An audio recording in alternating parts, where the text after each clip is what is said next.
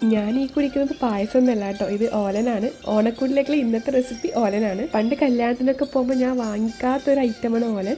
അഥവാ വാങ്ങിച്ചിട്ടുണ്ടെങ്കിൽ ഞാൻ കഴിക്കാറുമില്ല. ഇത് എൻ്റെ മനസ്സിൽ ഇതൊരു മധുരം ടേസ്റ്റ് അങ്ങനെയാണ്. അപ്പോൾ എനിക്ക് എരിവും മധുരം ആ കോമ്പിനേഷൻ അത്ര ഇഷ്ടമല്ല, അതുകൊണ്ട് ഇത് വാങ്ങിക്കാറുമില്ല, കഴിക്കാറില്ലായിരുന്നു. കഴിഞ്ഞ വിഷുവിന് അമ്മ ഇത് ഉണ്ടാക്കിയപ്പോഴാണ് ഞാൻ മനസ്സിലാക്കിയത് തേങ്ങാപ്പാലുകൊണ്ട് ഉണ്ടാക്കുന്നതെന്നും കുമ്പളങ്ങയാണ് ഇൻഗ്രീഡിയൻസ് ഒക്കെ. അങ്ങനെ എനിക്കിത് ഇഷ്ടപ്പെട്ട് കഴിച്ചു. അങ്ങനെ ഇപ്പോൾ എൻ്റെ ഫേവറേറ്റായി. എനിക്കിത് ചോറിൻ്റെ കൂടെ കഴിക്കുന്നതിനേക്കാൾ ഇഷ്ടം ഇങ്ങനെ വെറുങ്ങനെ കോരിക്കോരി നല്ല ടേസ്റ്റാണ്. ഞാനിപ്പോൾ കാണിക്കുന്ന റെസിപ്പി എന്ന് വെച്ചാൽ ഓലൻ ഉണ്ടാക്കുന്ന ഏറ്റവും സിമ്പിൾ വേർഷനാണ്. നമ്മൾ വൻപയറൊക്കെ വേവിച്ചിട്ട് ഇട്ടിട്ടൊക്കെ ആക്കാറുണ്ട്.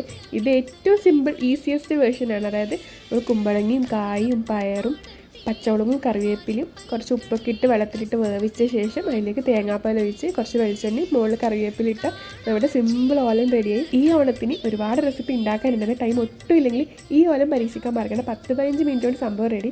അപ്പം നാളെ മറ്റൊരു റെസിപ്പി ആയിട്ട് ഞാൻ വീണ്ടും വരാം. അപ്പം എല്ലാവർക്കും